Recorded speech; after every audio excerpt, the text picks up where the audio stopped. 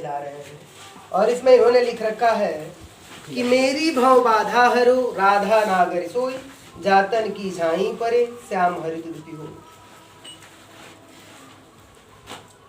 कहा ये जाता है, इसके अर्थ पर जब प्रकाश डालते हैं तो कहते हैं कि मेरी भव बाधा हरो, हे प्रभु, हे भगवान श्री कृष्ण, मेरी भुजाओं की बाधाओं को हरे हैं। राधा नागर सोई, राधा के पति मेरी भुजाओं को, बाधाओं को हरे। जात तन की झाई पड़े, जिनके नाम मात्र से, जिनकी केवल परछाई मात्र से श्याम हरिद्युति हुई काला रंग भी हरा दिखाई देने लगता है। इसी प्रकार अगली लाइन में इन्होंने कह रखा है कि मोर मुकुट की चंद्र कनु यो राजत नंदन नंद, मनुष्य सी शेखर की अकस किए शेखर सतचंद। अर्थात इसका अर्थ ये होगा कि मोर मुकुट की चंद्र कनु, भगवान श्री कृष्ण जब अपने शिखर पर मोर के मुकुट को धारण करते हैं, यो राजत नंदन नंद, तो बहुत सुंदर लगते हैं नंद बाबा के लाल। अर्थात भगवान श्री कृष्ण बहुत, जब मोर के मुकुट को धारण करते हैं, मोर से बना हुआ मुकुट को जब पहनते हैं, तो नंद बाबा के पुत्र भगवान श्री कृष्ण बहुत अच्छे लगते हैं। और मनुष्य शेखर की अकस किए शेखर सतचंद, तो लगता है कि भगवान शिव की तरह इन्होंने क्या किया है, चंद्रमा वाला मुकुट धारण किया है और शिखर सतचंद। और ये प्रतीत होता है कि 100 चंद्रमा उस मुकुट पर उतर के चले आए। सोहत ओढ़े पीतुपट श्याम सलोने गात, मनो नीलमणि शैल पर आतुप परयो प्रभात।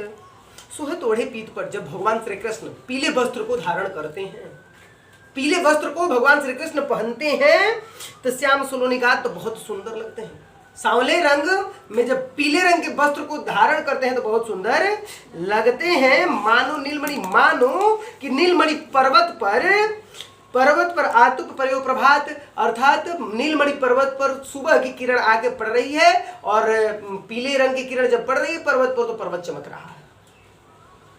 अधर धरत हरिको परत ओट ढीपट ज्योति, हरित बांस की बांसुरी इंद्रधनुष रंग होत, इंद्रधनुष रंग होती। कहते हैं बिहारी जी अगली लाइन में कह रखे हैं कि अधर धरत, ओठ पर भगवान जब बांसुरी को धारण करते हैं तो ओठ के रंग लाल, बांसुरी का रंग हरा और कपड़े का रंग पीला और आंख के सफेद रंग, ये सब रंग जब मिलते हैं तो हरे रंग की बांसुरी जो है इंद्रधनुष के रंग की हो जाती है। अर्थात इसमें 7 रंगों की बांसुरी दिखाई देने लगती है। या अनुरागी चित की गति समझे नहीं कोई, जो जो बूढ़े श्याम रंग त्यों तो उजलो होय।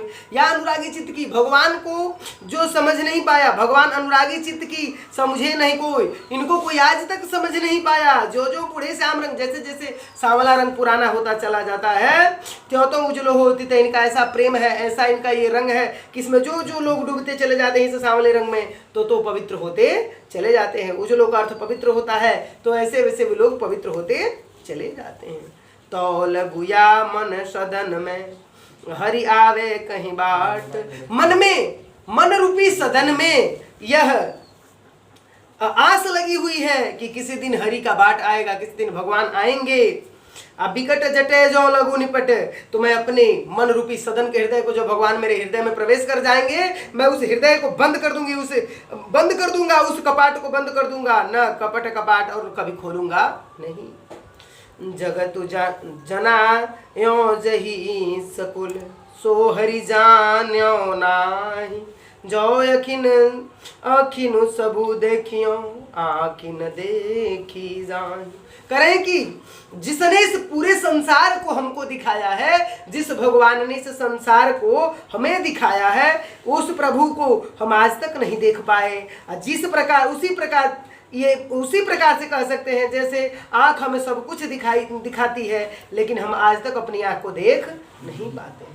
जप माला छापा तिलक सरे एकौ काम, सरे एकन कौ काम, मन काचे नाचे वृथा साचे राम, साचे राचे हूँ राम। यानी जप करना, माला फेरना, छापा लगाना, तिलक यानी टीका लगाना, सरे कौनों काम। ऐसे जो प्रवृत्ति से लोग जीते हैं, जो ऐसे ढोंग करके जीते हैं, उनको कभी काम नहीं होता, कामचोर होते हैं। माने कांचे नाचे वृथा। अगर मन बेचैन है तो इसके लिए साचे राचे राम। तो इसके लिए आपको सच्चे हृदय से भगवान राम की, भगवान श्री कृष्ण की आराधना करनी चाहिए, भगवान मिल जाएंगे।